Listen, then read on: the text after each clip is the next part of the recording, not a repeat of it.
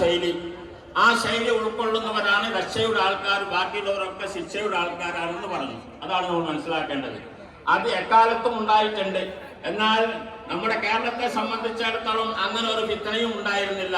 സഹാബത്ത് കൊണ്ടുവന്ന ദീന് ഒരു 14 നൂറ്റാണ്ട് നമ്മളെന്താക്കി ഇവിടെ കഴിഞ്ഞുകൂടാൻ അഭിപ്രായ വ്യത്യാസവും ഇല്ലാതെ. പിന്നെ അങ്ങനെയാണ് 1922 ശേഷമാണ് വഹാബി എന്ന് പറയുന്ന പ്രസ്ഥാനം ഉണ്ടായത്. വഹാബികൾ അവരാണ് ഇവിടെ ഫിത്ന ഉണ്ടാക്കിയത്. KM മൗലവിയുടെ നേതൃത്വത്തിലുള്ള വഹാബി സംഘം നമ്മൾക്ക് ഇവിടെ ഫിത്ന ഉണ്ടാക്കി. ആ ഫിത്ന ഉണ്ടാക്കി എന്ന് മാത്രമല്ല, നമ്മളെ ഒക്കെ മുശ്രിക്കുകളാക്കി, ബഹുദൈവ ആരാധകരാക്കി. സുന്നികളൊക്കെ അവരുടെ എല്ലാ പ്രവർത്തനങ്ങളും, ഇത്തരം പ്രവർത്തനങ്ങൾ, മഹാന്മാരെ ആദരിക്കലും അതുപോലെ ഇമാമിനെ തക്ലീദ് ചെയ്യുക തുടങ്ങിയ കാര്യങ്ങളൊക്കെ ശിർക്കാണ്, അത് പാടില്ലാത്തതാണ്, ഞങ്ങളൊക്കെ മുശ്രിക്കുകളാണെന്ന് അവർ പറഞ്ഞു. അതാണ് ചെയ്തത്. അത് ചെയ്തപ്പോഴാണ് 1926 സമസ്ത ഉണ്ടാകേണ്ടി വന്നത്. സമസ്ത കേരള ജംഇയ്യത്തുൽ ഉലമ